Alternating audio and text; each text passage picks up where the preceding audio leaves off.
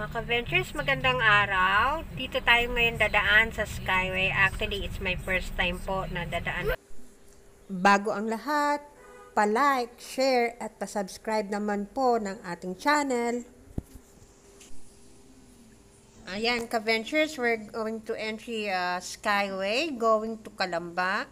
Yan po, at sundan na lang po natin ang ating daan at makikita ang iba't ibang building dito na magagandang view. Actually, makikita din sa later part yung Laguna de Bay.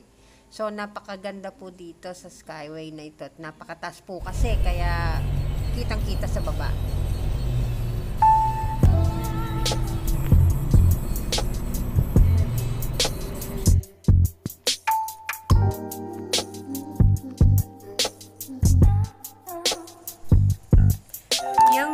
Makikita ninyo ka-ventures is going to Naiya from Calamba.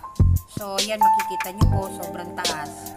Kaya, now, mas maluwang ang Taguig kesa sa Makati. Yes po. Ngayon naman ka-ventures, nandito tayo bandang Bikutan na ito.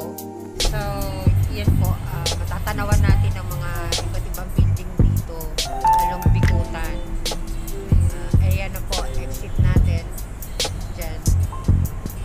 Sunod po nito ay bandang Sukat na po ito.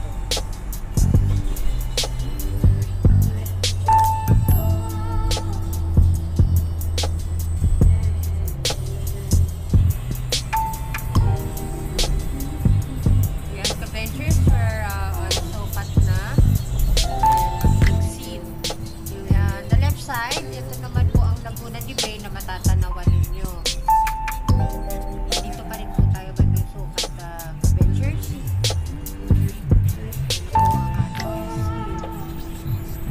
Going to SLEX na sky.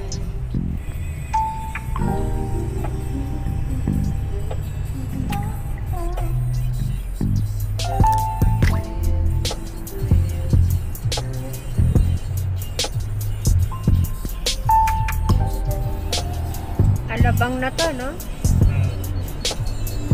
Landmark na.